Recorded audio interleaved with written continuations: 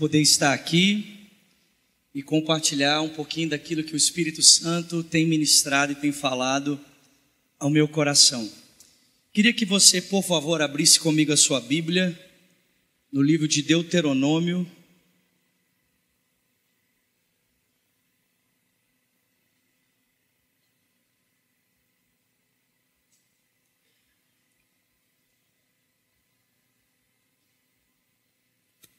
Deuteronômio, capítulo de número 6.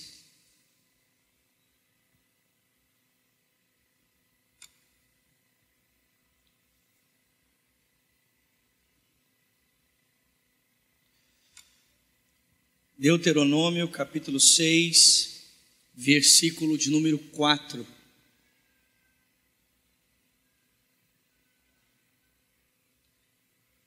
Quantos acharam? Diga: eu achei. Quem não achou, diz: eu estou procurando. Então vai, meu filho. Deuteronômio capítulo 6, verso de número 4. Assim diz a palavra de Deus: ouça, ó Israel, o Senhor, o nosso Deus, é o único Senhor. Ame o Senhor, o seu Deus, de todo o seu coração, de toda a sua alma e com todas as suas forças. Vamos orar? Senhor, obrigado por essa tarde, obrigado por esse tempo que nós temos aqui de estarmos juntos, aprendendo de Ti e aprendendo contigo, Senhor. Obrigado, Senhor, pela presença do Teu Espírito aqui nesse lugar. Obrigado, Senhor, porque é esse Espírito que abre os nossos olhos, os nossos ouvidos e que inclina o nosso coração na direção da Tua voz, para que sejamos por Ti ensinados. Senhor, que nessa tarde tenhamos um encontro contigo, Senhor, não tenhamos um encontro com a teoria, mas tenhamos um encontro com o Senhor, por meio da pregação da Tua palavra, Senhor. Inclina o nosso coração a Ti, e concede também, Senhor, graça, concede também, Senhor, ousadia, clareza e tranquilidade ao pregador dessa tarde, no compartilhar da Tua santa palavra, Senhor. Nós Te pedimos isso juntos, em o nome de Jesus Cristo oramos, e quem crê diga amém. O meu tema nessa tarde é: eu sou o único Deus, eu sou o único Senhor. E é claro que quando nós afirmamos que Deus é único, nós não fazemos essa afirmação embasados num conceito politeísta. Seria impossível afirmar a singularidade de Deus embasado em um conceito politeísta. Afinal de contas, o politeísmo é a crença em uma multiplicidade de divindades, em diferentes e vários tipos de deuses. Seria impossível afirmar a singularidade de Deus se dentro do nosso coração houvesse a expectativa de encontrar algum outro que fosse como Ele. Mas nós também não podemos embasar a nossa afirmação da singularidade de Deus no enoteísmo. E o que seria o enoteísmo? O enoteísmo seria a crença de que o nosso Deus é um Deus absoluto. Porém, esse Deus absoluto, esse Deus que é o nosso Deus, Ele é absoluto sobre outros deuses, ou Ele é absoluto para mim, absoluto dentro da minha esfera de vida, mas não absoluto para todos, não absoluto apenas em existência. Ele é maior do que outros deuses, apesar de não ser o único Deus. Talvez, ao lermos as Sagradas Escrituras e percebemos a revelação progressiva de Deus nos patriarcas, pode ser que por um momento a gente perceba que em Abraão e nos outros patriarcas houvesse esse conceito de enoteísmo. Parece que os patriarcas, por um dado momento, caminharam com essa compreensão de que o Deus a quem eles serviam era absoluto para eles, era maior para eles, mas não o único, mas absoluto para eles, maior do que os outros para eles. Mas a verdade é que quando nós adentramos para a ação de Deus na história, através de Moisés, na libertação dos filhos de Israel do Egito, a gente percebe que ali, após o juízo de Deus sobre os deuses do Egito, esse conceito que nós conhecemos como monoteísmo, então ele é estabelecido, afirmado e se torna concreto no coração de Israel. Deus não é apenas uma divindade superior e não apenas uma divindade entre outras, Ele é o único Deus. Não existe outro além dEle e não existe outro abaixo dEle. Ele é o único. E esse é o conceito que nós encontramos aqui nesse texto, e essa é a verdade que proclamamos e respalda a nossa fé. O nosso Deus é único Deus, Ele não é maior do que outros, porque não há outro para além dEle, e não há outro que se compare a Ele. Ele é o único, singular e verdadeiro Deus. O interessante é perceber aonde essa singularidade de Deus é vista e percebida, aonde essa singularidade de Deus ela pode ser encontrada. Irmãos, foi muito interessante dedicar um tempo para preparar essa mensagem para compartilhar com os irmãos aqui nessa tarde, porque quando nós falamos sobre a singularidade de Deus, automaticamente nós vamos atrás de um conceito que defina essa singularidade. Pelo menos para mim, que tinha a missão de tentar compartilhar com os irmãos essa questão da singularidade de Deus, eu logo fui atrás de um comentário bíblico, como um bom teólogo, um bom pastor, eu logo fui atrás de um comentário bíblico que buscasse uma definição concreta para tentar expressar aos irmãos esse conceito da singularidade de Deus. Mas perceba, de acordo com Moisés, a singularidade de Deus não pode ser percebida em um conceito. A singularidade de Deus não é percebida em uma definição. A singularidade de Deus não é percebida em um diagrama, em uma construção intelectual. Apesar de a fé cristã em alguns momentos poder ser exposta a cada um de nós em conceitos, apesar de ela poder ser exposta a cada um de nós em dogmas, essa singularidade de Deus não é apresentada a nós dentro dessa estrutura. De acordo com a proclamação de Moisés, a singularidade de Deus é percebida em um relacionamento com Ele. Há uma proclamação: ouve Israel, o Senhor, o teu Deus, é único. E aonde esse único é experimentado? Aonde esse único é conhecido? Aonde esse único é visto? E Moisés diz: em uma relação de amor, amarás o Senhor, o teu Deus, de todo o teu coração, de toda a tua alma e com todas as tuas forças. A singularidade de Deus não é percebida em um conceito que é posto a respeito dele. A singularidade de Deus é percebida à medida em que Deus se revela ao humano, e o humano então tem a possibilidade de se relacionar com esse Deus único. A singularidade de Deus é percebida a partir do momento em que Deus decide se relacionar com a criatura, e a criatura então, nesse relacionamento com Deus, percebe que não há outro que possa comparar-se a Ele.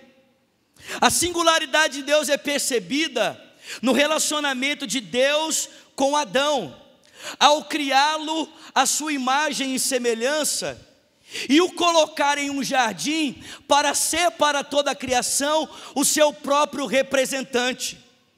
A singularidade de Deus é percebida quando este, sendo representante de Deus e tendo a capacidade de tomar decisões conforme o próprio Deus o constituiu para assim o fazer, ele decide romper com Deus e Deus ainda assim o sustenta no estado de queda, prometendo a ele a oportunidade de redenção por meio do próprio descendente que Deus iria trazer através da mulher. A singularidade de Deus é percebida quando no crescimento da raça humana, a corrupção humana se torna algo tão destrutível aos homens, que Deus decide limpar a terra por meio das águas do dilúvio, e ainda assim preservar a humanidade por meio da vida de um homem chamado Noé e a sua família, para que os homens pudessem continuar presentes diante de Deus. A singularidade de Deus é percebida quando Deus, em meio ao mundo paganizado, que acabou de transformar a sua rebelião em forma concreta através de uma torre, decide vir a esse mundo paganizado e encontrar-se com um homem chamado Abraão, para por meio dele levantar um representante santo, para que o seu nome seja conhecido em todas as nações da terra. A singularidade de Deus é conhecida quando Deus abre o ventre de Sara e dá forças na velhice de Abraão para que ele tenha um filho nascido da impossibilidade, para que esse filho continue o chamado profético que Deus estabeleceu ao seu pai. A singularidade de Deus é percebida na relação de Deus com os profetas, que no tempo presente anunciam um futuro que está distante a eles, mas presente a Deus. A singularidade de Deus, irmãos, é vista quando o próprio Deus se faz carne e habita entre nós, assumindo a natureza humana que é comum a nós, para que a divindade dele se torne comum a cada um de nós novamente. É dessa maneira que a singularidade de Deus pode ser percebida, em uma relação de amor com Ele, não em conceitos, não em regras, não em parâmetros, mas na aproximação, na relação. Naqueles que se aproximam dele, então podem experimentar a sua singularidade, podem experimentar a realidade do único, de alguém que não há quem ser comparado. E preste atenção, é importante afirmarmos essa singularidade para nós, porque uma vez em relacionamento com Deus, uma vez em aproximação com Deus, tem alguém comigo aqui? Aleluia, que eu já fiquei empolgado aqui, irmãos. E agora eu fiquei empolgado, porque esse negócio começou a ferver aqui. Oh, maravilha, aleluia. Uma vez em relação com Deus, então essa singularidade dele pode ser percebida. E ao percebermos pela nossa relação com Deus, essa revelação de Deus que se abre a cada um de nós, porque Ele se revela, então nós podemos nos relacionar com Ele. O texto diz que ao percebermos esse Deus único por meio do relacionamento com Ele, Deus então passa, irmãos, a relativizar todas as coisas na minha vida e na sua vida. O que isso significa?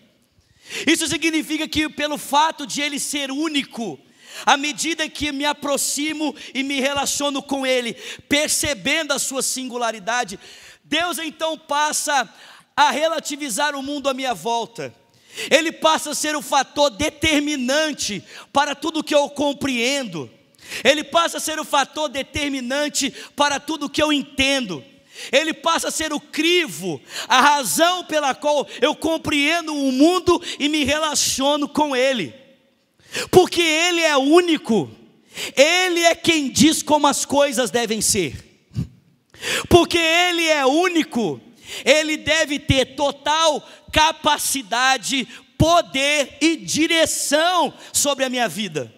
Eu não posso mais dirigir a minha existência a partir da minha compreensão ou da referência paganizada que eu tenho da vida. Não, porque Ele é único, Ele relativiza tudo, ou seja, Ele é Senhor sobre tudo e Ele dirige todas as coisas. Já que nós estamos numa conferência que nós somos aqui quase que público preponderante de jovens, então eu quero só dar um exemplo em cima disso aqui.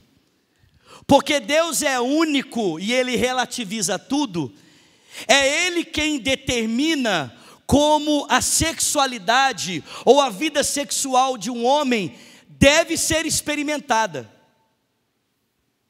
Porque Ele é soberano, porque Ele é único, porque na minha relação de amor com Ele, eu tenho percebido que nada e nem ninguém pode ser comparado a Ele, porque não há nada e nem ninguém que seja como Ele. Então Ele determina todas as coisas, inclusive a maneira como eu devo desfrutar da minha vida sexual. Por quê? Porque, irmãos, Deus nem espera que a sua sexualidade seja medíocre aos padrões do nosso tempo, como Ele nem espera que ela se torne idólatra, mesmo no contexto do casamento. Porque se a nossa sexualidade, ou a nossa vida sexual, é desfrutada na expectativa do tempo em que vivemos, e não da expectativa de Deus, então essa sexualidade nunca vai atingir o padrão que Deus a estabeleceu para que ela fosse desfrutada. Presta atenção, querido, o objetivo de Deus ao estabelecer o sexo não é que você haja como um bicho,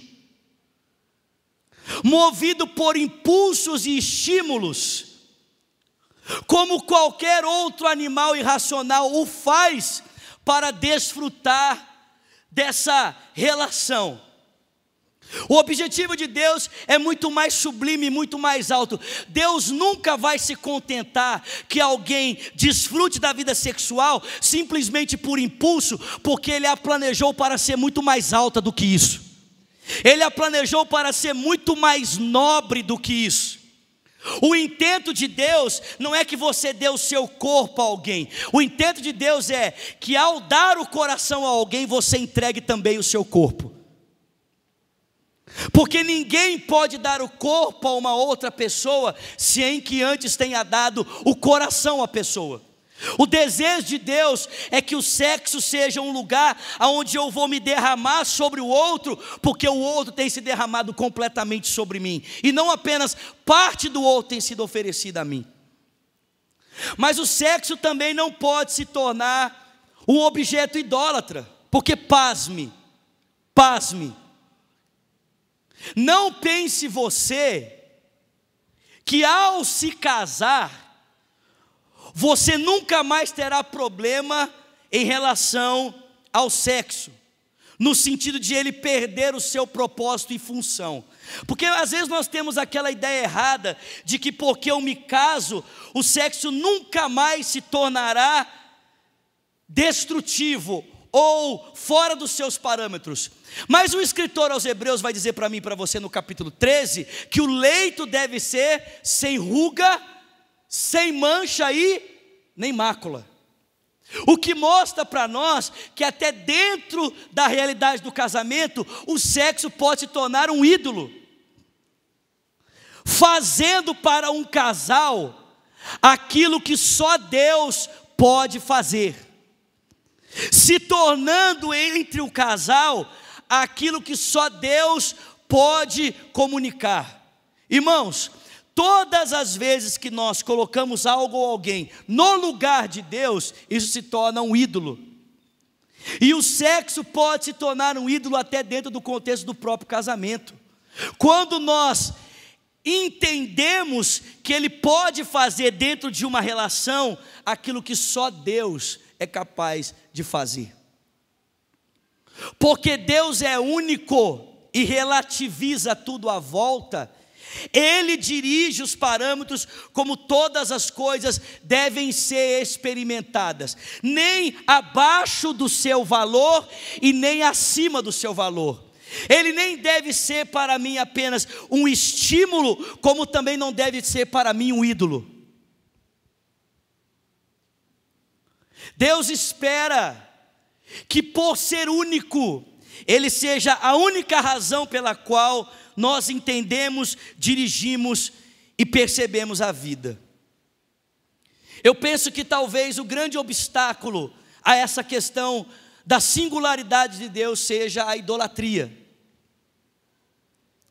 E a idolatria, ela pode assumir formas muito sutis, como o próprio sexo,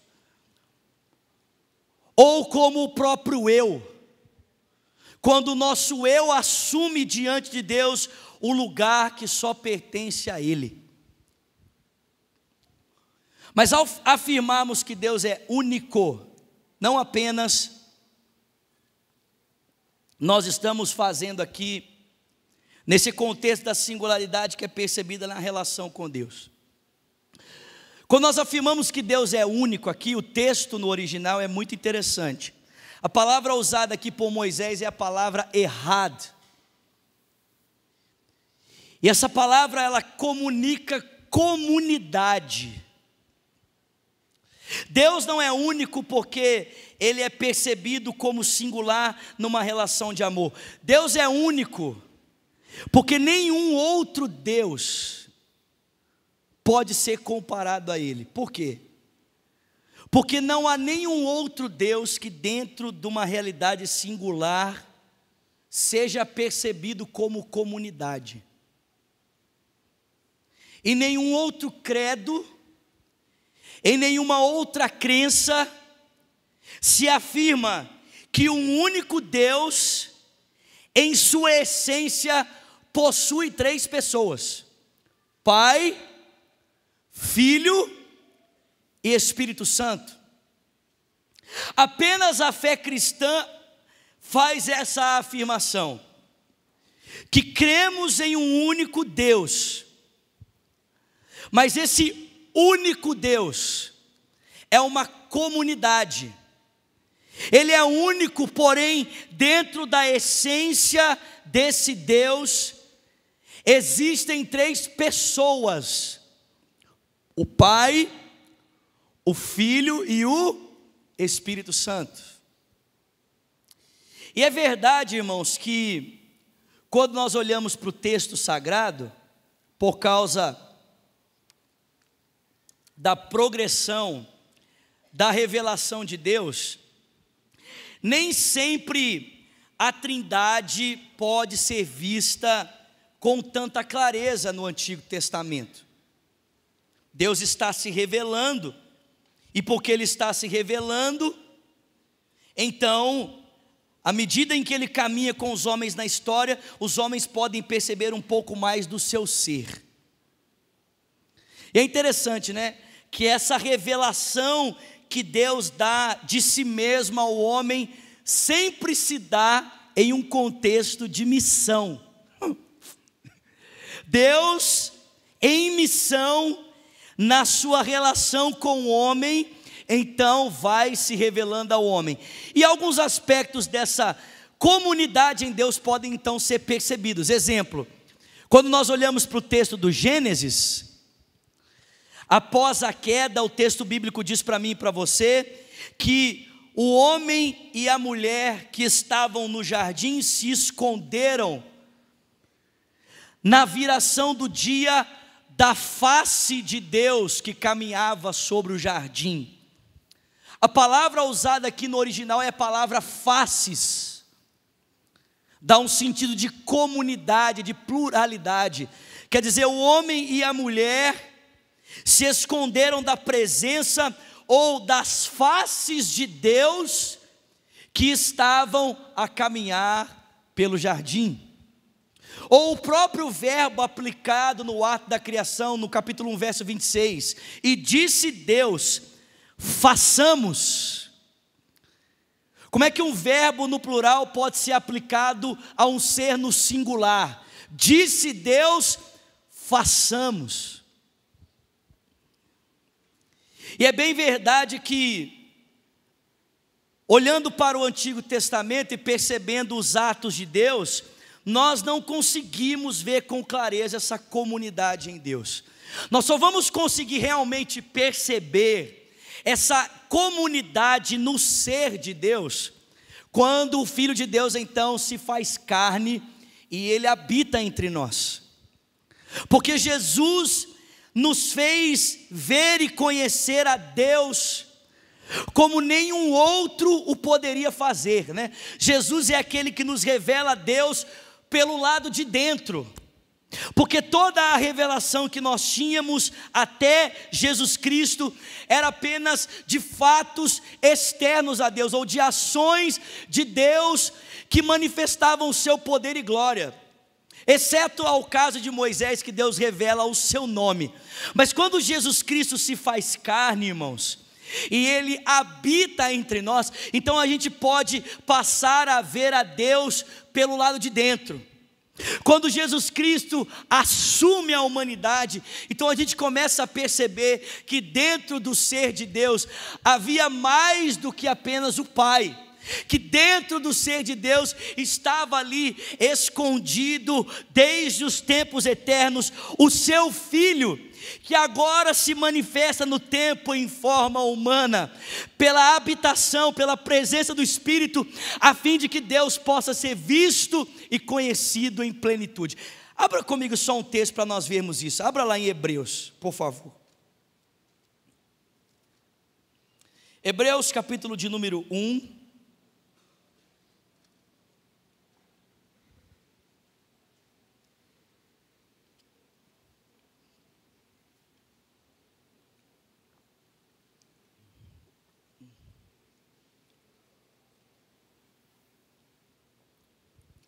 Hebreus capítulo 1,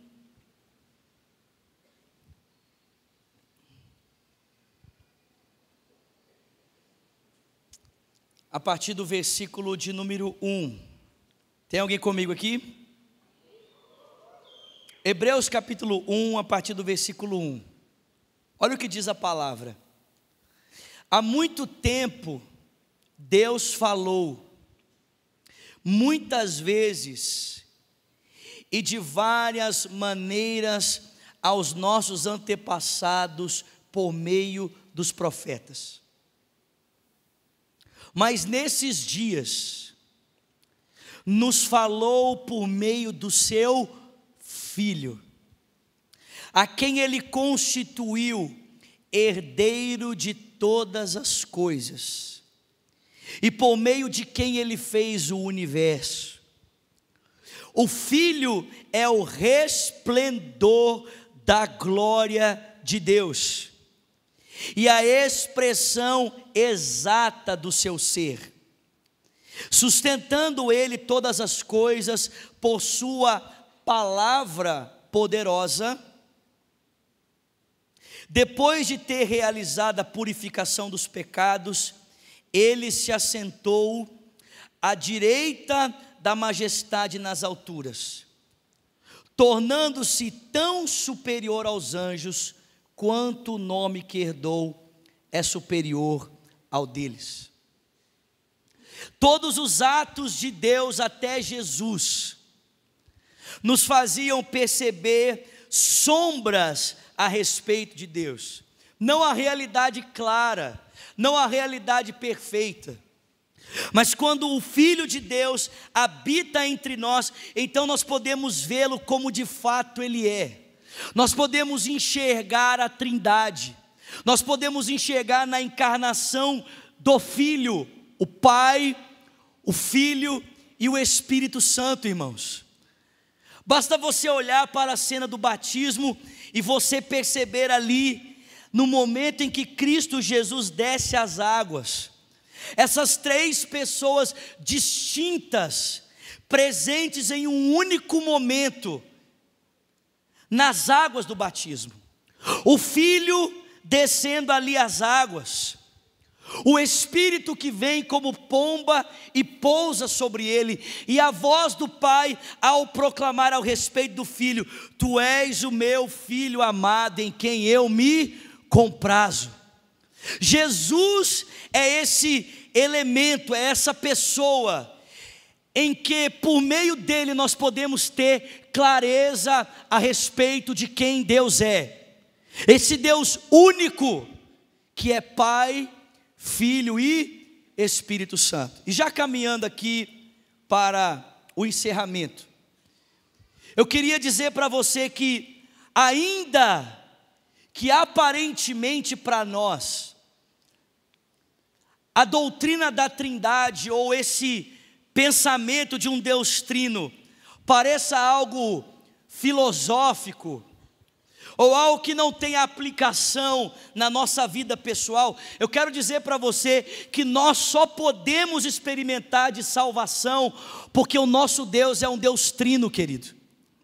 Nós só podemos estar aqui de fato nessa tarde, proclamando que somos salvos, porque de fato em Deus existe uma comunidade de amor. Os pais da igreja, ou a história da igreja, nos deixaram como legado um documento ou uma proclamação que nós conhecemos como credo apostólico. Quando já ouviram falar do credo aqui, né? Normalmente quando a gente fala credo apostólico, alguns crentes já começam a repreender, falar, está amarrado em nome de Jesus, né? Porque já pensa que é coisa de católico. Realmente é coisa de católico, mas não necessariamente de romano. Esse é um legado que a igreja nos deixou.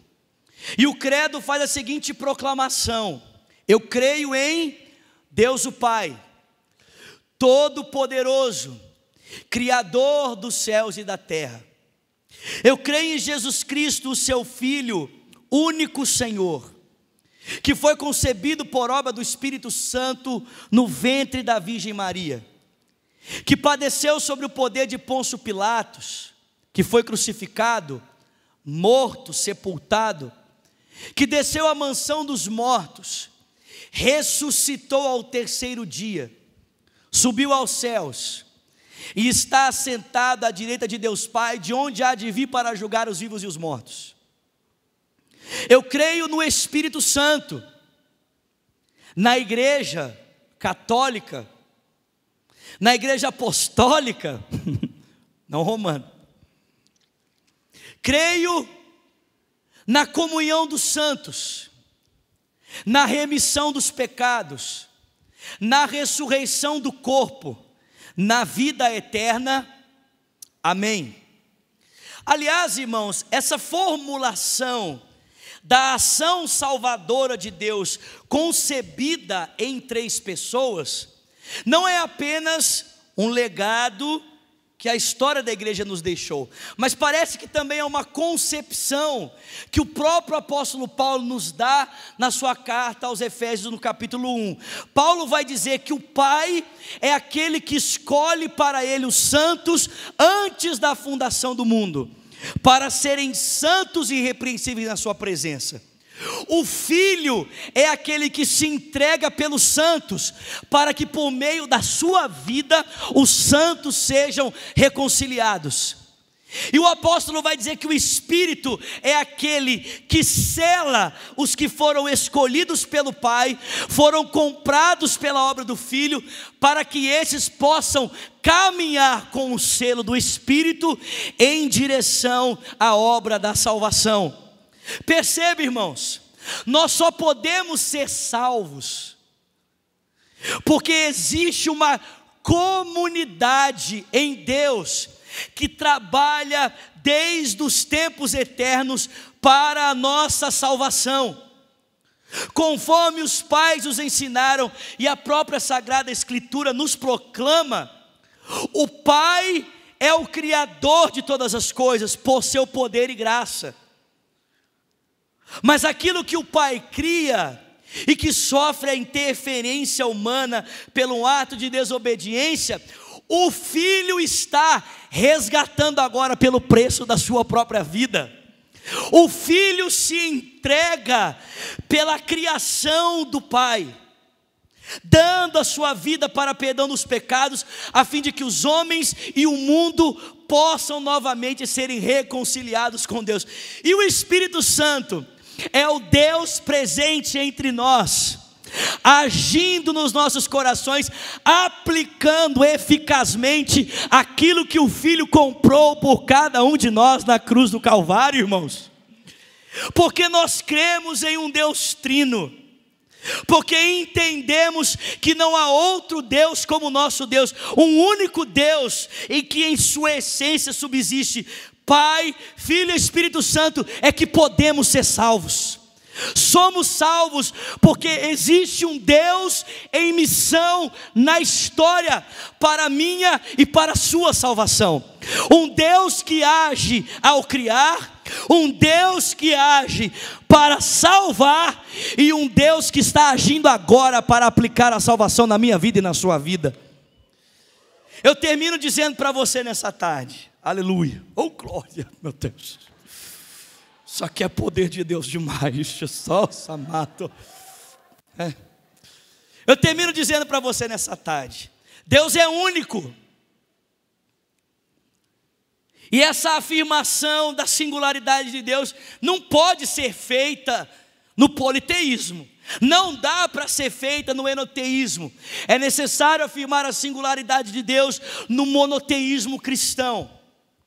Agora, essa singularidade só pode ser percebida na relação com Deus, à medida em que me relaciono com Ele e percebo que Ele é único, Ele é singular, Ele é Senhor, relativizando tudo à minha volta, se tornando o parâmetro pelo qual eu entendo a vida e decido a realidade, em todas as coisas, na minha sexualidade, fugindo dos abismos, dos desvios da idolatria que podem ser configuradas nos ídolos do nosso tempo e inclusive na adoração do meu próprio eu no lugar de Deus.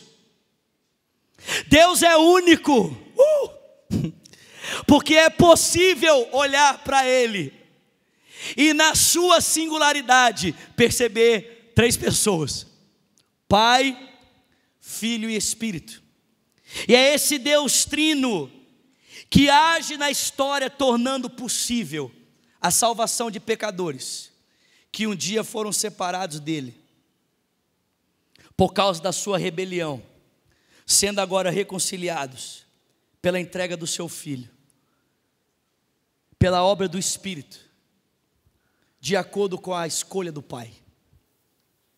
Os irmãos entenderam isso? Fica de pé no seu lugar.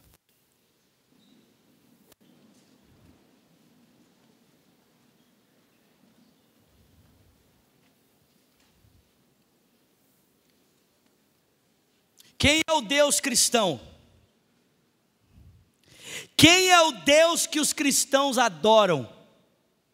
Qual é o nome dele? Qual é o nome de Deus para você? Isso revela muito do que você entende e sabe sobre o seu Deus. Afinal de contas, essa foi uma pergunta muito importante que Moisés fez para Deus, quando ele queria prestar-lhe culto e cumprir a sua missão. Moisés disse: quando eu for aos filhos de Israel e disser que o Senhor está me enviando, e eles me perguntarem o seu nome, o que é que eu vou dizer? Qual é o nome do seu Deus? E o Deus cristão tem um nome, irmão. Sabe qual é o nome do Deus cristão? Pai, Filho e Espírito Santo. Esse é o nome do nosso Deus. O Deus a quem adoramos é Pai, Filho e Espírito Santo. O único Deus que na sua essência subsistem três pessoas, aonde o Pai não é o Filho não é o Espírito não é o Pai. Três pessoas distintas que podem ser percebidas na história pela ação individual de cada um na história, aonde os atos não se confundem, porque cada um deles na economia da salvação age de maneira distinta a fim de que os homens sejam salvos. Quem é o seu Deus? Quem é o Deus que você adora? Ouve, ó Israel, o Senhor, o teu Deus, é único, único Senhor. E por isso você vai amá-lo de todo o seu coração, de toda a sua alma, com todas as suas forças. Senhor, nós adoramos o Teu nome nessa tarde. Adoramos a Ti, ó Pai, ó Filho, ó Espírito Santo. Deus único, que se revelou a nós, e que tem nos feito conhecer e perceber quem Tu és, na medida em que nos relacionamos contigo, na medida em que nos abrimos e que o Senhor se revela a nós, então temos percebido a Tua singularidade, Senhor. Continua a dirigir as nossas vidas, ó Deus, e a ser exaltado por cada um de nós, na beleza, na perfeição de quem Tu és. Te adoramos, ó Pai, te adoramos, ó Filho, te adoramos, Espírito Santo, nessa tarde, em o nome de Jesus. Amém. Glória a Deus.